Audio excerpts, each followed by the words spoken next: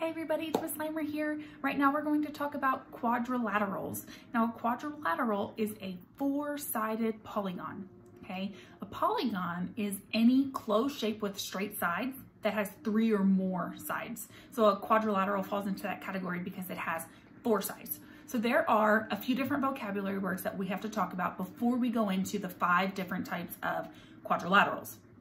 One of which is a vertice. Vertices are where two sides on a shape meet. So if these are two sides, this tip right here, the corner is the vertice, okay, where two sides meet. Then we have a side. A side is just a side of a shape, right? The straight sides of a shape. Then we have different types of lines. So we have parallel lines, which are lines that run together and never meet. So they're straight, they go on and on and on forever and they never meet. We have intersecting lines, and they're lines that cross at some point. So for example, the sides of a triangle, they go up and they touch, they cross at some point, they intersect, and that point where they intersect makes them intersecting lines. We've got some different angles. We have right angles, which are L-shaped angles. They are a perfect L, okay? We have an up and a side, and they make a perfect L, okay? We have acute angles, which I always tell my kids are cute and tiny. If you think about it, if you put your fingers up to your nose, that makes an acute angle. These are angles that are less than 90 degrees. Right angles are exactly 90 degrees. And then we have an obtuse angle, which is, this is how we make it in my class, an obtuse angle, okay? Which is any angle that is more than 90 degrees. Okay, so that's all the vocabulary that you have to know for this lesson. So now we're gonna talk about the 5 different types of quadrilaterals, which are four-sided shapes. So the one that is probably the most famous quadrilateral is a square. Everybody knows about squares, right? So we're gonna look at a square. A square is a four-sided shape, but all of the sides are equal. That means all of the sides are the same exact length. So in order for it to be a square, the sides have to be the same length. The cool thing about a square is that it's made and it has 4 right angles. See that tiny little square in the corner? That little square shows you that that angle is a right angle. If you look at it, it's kind of like a perfect L angle, right? So it's that 90-degree angle. There's 4 of those in a square, okay? Another thing that a square has is 2 pairs of parallel lines. So remember, parallel lines are lines that run straight across from each other and they never ever touch. So they can either be vertically, or they can be horizontally, or they can be sideways, right? They can be so many different types of ways. So a square has 2 pairs of parallel lines. It's got parallel lines running horizontally and parallel lines running vertically, okay? So the thing about a square that has all of those attributes are just characteristics, but it can also be called different names. So a square is a square, it's a quadrilateral, it's a polygon, and it's also something called a parallelogram. Parallelogram is another vocabulary word that we have to know because a parallelogram is a shape with 2 pairs of parallel lines, and a square has 2 pairs of parallel lines. The top and bottom are parallel lines, and the side and side are parallel lines, because if you drag those out, they'll keep going forever and ever and they will not touch, okay? So that's a square. The square's sister is what I call it, or square's cousin, is a rhombus. So a rhombus is what you probably learned as kind of like a kite shape or a diamond shape in 2nd grade, right? A rhombus is a squish square is what we call it. And the reason it's called a squish square is because just like a square, it has all sides that are equal length. But instead of having those right angles, it kind of looks like somebody took that square and they squished it. And when they squished it, those sides kind of went crooked, okay? Kind of like swaying. So it went from side to side, right? So an interesting thing about the rhombus is that all of the sides are the same. The square and the rhombus are the only 2 quadrilaterals where all of the sides are the same length, okay? But if you notice, a square and a rhombus are different because a rhombus has obtuse angles and acute angles. A square only has right angles, okay? So a rhombus can also be called a few different things. It can be called a quadrilateral because it has 4 sides. It can be called a polygon because it has straight sides and it's closed, okay?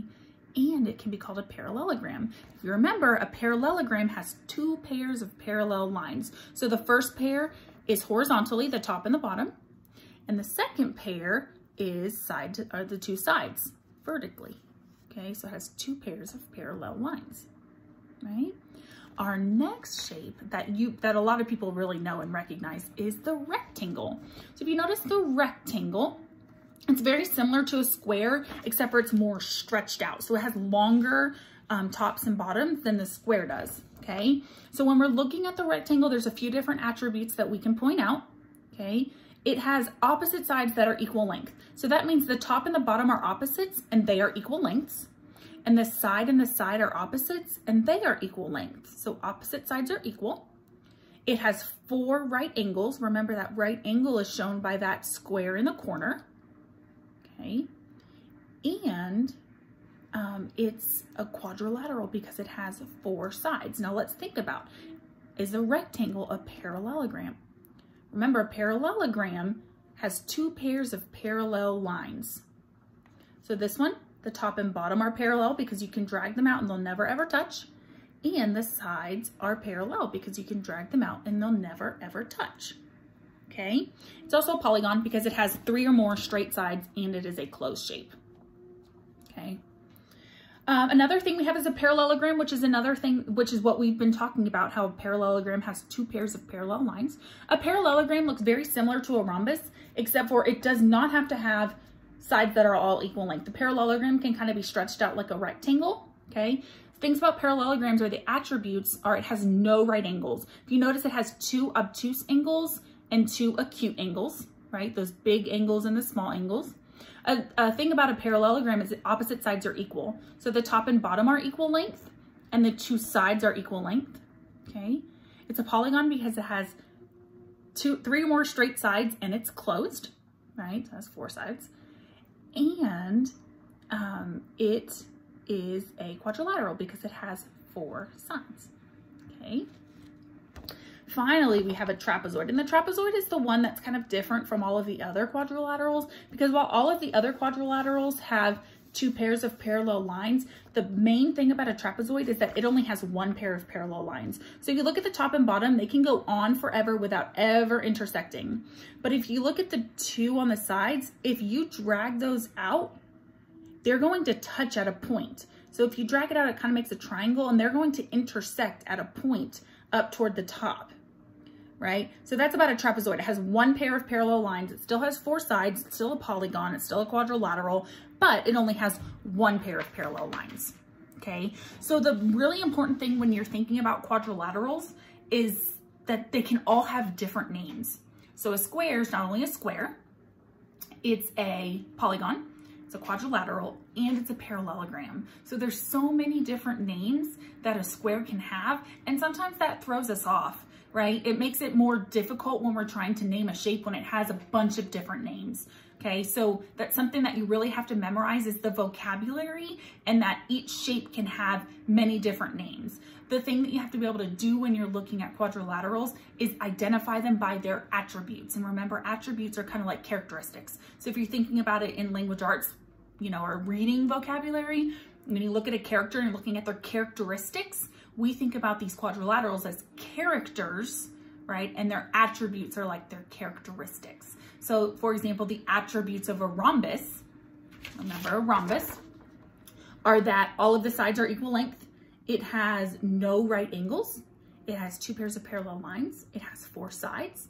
And its identities or its different names are a rhombus, a parallelogram, a polygon, and a quadrilateral. So there's so many different things to remember when you're doing quadrilaterals.